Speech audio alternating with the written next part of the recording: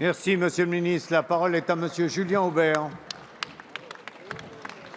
Merci, Monsieur le Président. Ma question s'adresse à Monsieur le Premier ministre. Monsieur le Premier ministre, un nouveau secrétaire d'État en charge de la biodiversité a succédé à Madame Royal dans le suivi de la proposition de loi sur la reconquête de la biodiversité, dont l'examen en deuxième lecture a débuté cette semaine à l'Assemblée nationale. Il ne nous a pas échappé que Madame Pompili était écologiste, mais qu'elle n'a curieusement pas participé au débat de la première version de ce texte. Du coup, nous nous interrogeons. Comme vous le savez, c'est un amendement déposé en première lecture par une collègue écologiste de Madame Pompili qui a signé l'arrêt de mort d'une tradition ancestrale dans la région Provence-Alpes-Côte d'Azur, la chasse à la glu. Au Sénat, Madame Royal avait déclaré que ces dispositions n'avaient rien à faire dans le texte de loi, car elles avaient trait à la chasse et non à la biodiversité. Le Sénat est revenu sur l'interdiction hâtive de cet art de capture qui concerne plus de 7000 chasseurs au poste, S'il vous plaît, s'il vous plaît. concentrés dans 5 départements français de notre région. Je rappelle que la chasse au gluot consiste en une capture temporaire d'oiseaux vivants sans les tuer ni les blesser. Ces derniers sont relâchés à la fin de la saison de chasse lorsqu'ils ont servi d'appelant. Ils sont soignés lorsqu'ils sont blessés. La chasse à la glu a été reconnue comme sélective par la jurisprudence européenne. C'est finalement la même technique que celle employée par le président de la République pour gluer 3 écologistes au gouvernement. Il ne s'agit pas de tuer politiquement Europe Écologie Les Verts, mais de les capturer provisoirement afin de les relâcher après mai 2017.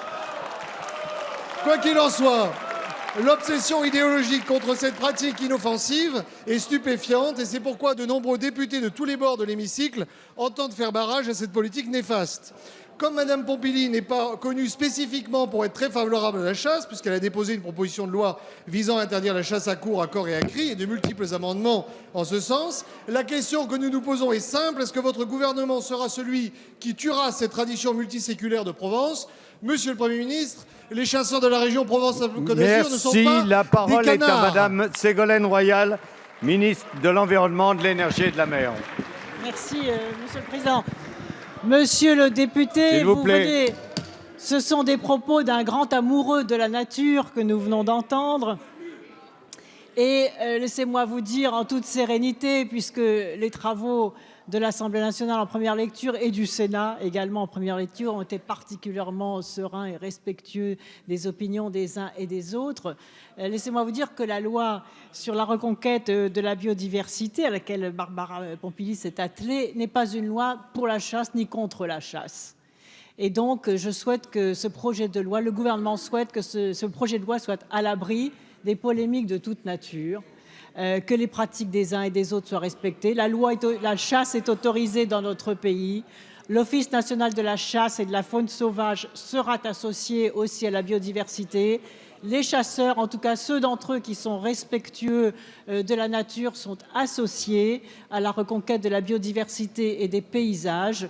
Et je voudrais simplement vous remercier d'avoir fait cette démonstration de pratiques ancestrales qui feront l'objet de débats au cours des jours qui viennent. Mais comme vous le savez, cet amendement n'est pas encore venu au débat de la Commission ni de l'Assemblée nationale en seconde lecture. Et donc je fais toute confiance aux parlementaires pour apporter aux questions que vous soulevez les réponses les meilleures, celles qui sont vraiment dans l'axe de ce projet de loi qui fera de la France un pays excellent dans le domaine de la biodiversité, de la reconquête de la nature et des paysages.